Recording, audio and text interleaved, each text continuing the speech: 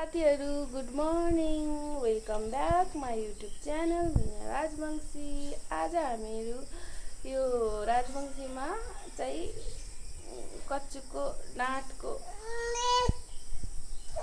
तरकारी भन्छौँ। साथीहरू तपाईँहरू आफ्नो आफ्नो ल्याङ्ग्वेजमा चाहिँ के भन्नुहुन्छ कमेन्ट गर्नु है। नेपालीमा सायद यो कर्कलाको तरकारी भन्नुहुन्छ होला। यो चाहिँ हाम्रो गाउँबाट ल्याएको साथीहरू। अहिले बर्खाको बेलामा जताततै पाइन्छ हजुरहरू सबैले खायो होला होइन। यो काटेर ल्याएको छौँ। अब यो यसरी पन्जा लाएर चाहिँ उहाँले काट्दै हुनुहुन्छ किनकि यो कालो हुन्छ नि त साथीहरू हातहरू, त्यही भएर पन्जा लाएर काट्दै हुनुहुन्छ। साथीहरू सबै केलाएर यति भयो। अब यसलाई पखालो यसरी पखाल्ने साथीहरू। कसै त नपखाली उमाल्छ तर म त पखालेर उमाल्छु साथीहरू। यसरी पानी उमाल्न दिएँ, त्यस पछाडि यो पनि हालिदिएँ, यसरी छोपिदिएँ। यो कराई चाहिँ मेरो फेभरेट कराई हो साथीहरू। यो धेरै दिन भयो कि यो कराई गाउँमै ल्याउँदाखेरि गाउँमै बस्दाखेरि किनेको। त्यस पछाडि यहाँ ल्याउँदा अहिले 8-10 वर्ष भइसक्यो होला साथीहरू। 20 वर्ष भयो अरे साथीहरू। मेरो बुढो भर्खर यहाँ पढ्न आउँदा 11-12 पढ्न आउँदा लिएर आउनुभएको थियो। यो कराई अहिलेसम्म छ साथीहरू। यो चाहिँ मेरो फेभरेट कराई हो किनकि यसमा केही टाँसिँदैन साथीहरू। कराई नभएको होइन छ होइन, तर मलाई चाहिँ यो कराई राम्रो लाग्छ क्या, त्यही भएर यसो पकाएको साथीहरू। यतिको भयो। अब यसलाई निकाल्ने कराई तताउने साथीहरू। कराई तातेपछि अनि यसरी तेल हाल्ने।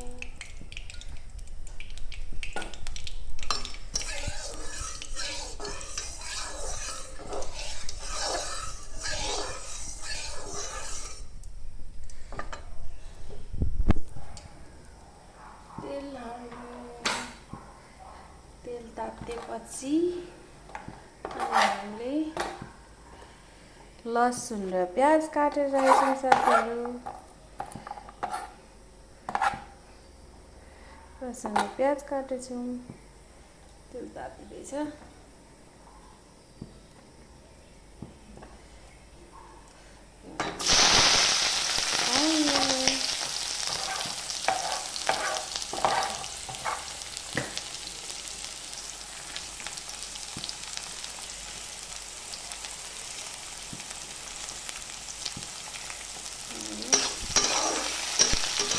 अलिक रातो हुन्छ अनि अलिकति खुर्सानी पनि हालेँ साथीहरू। मैले एकछिन यो अलिअलि रातो हुनुपर्छ साथीहरू। प्याज लसुनहरू यतिको भयो साथीहरू। यतिको भएपछि म यहाँ हाल्छु बेसार। हालेर चलाउँछु। पछाडि यो अघि हालेको लाट यस्तो भयो साथीहरू।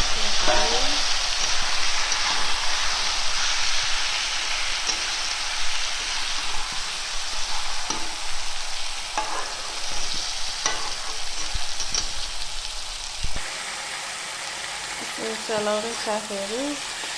यसमा हामीले हाल्नु पर्यो नुन।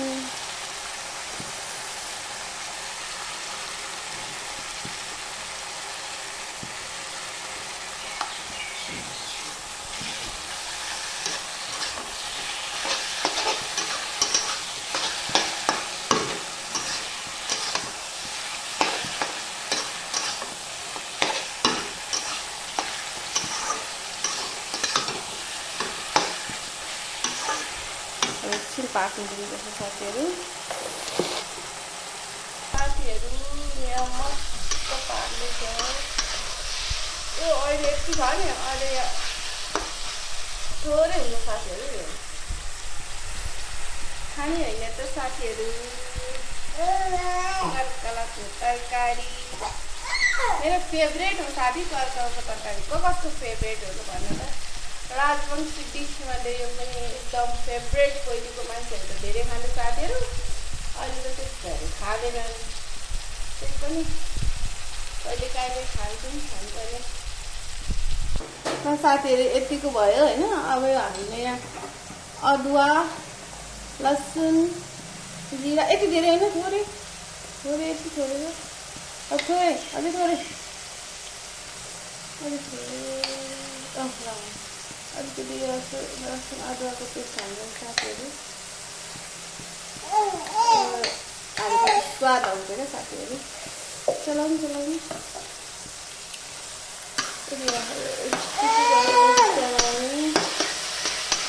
एकछिन पकाउने साथीहरू।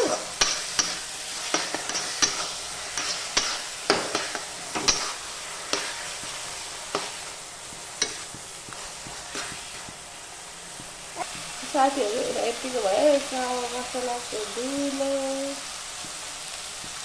अनि खुर्सानीको धुलो हाल्नु अलिकति पिरो हुनुपर्छ क्या साथीहरू यो तरकारी मिठो हुँदैन।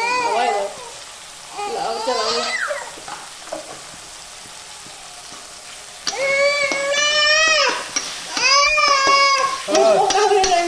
पुरा हुनुहुन्छ है साथीहरू।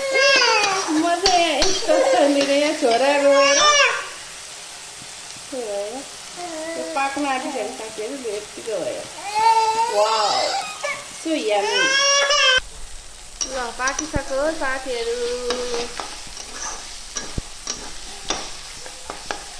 अब म निकालेर देखाउँछु ल साथीहरू। रेडी भयो मेरो कर्कलाको तरकारी।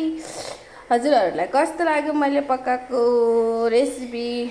राम्रो लाग्यो भने हजुरहरू पनि ट्राई गर्नु होला अनि लाइक सब्सक्राइब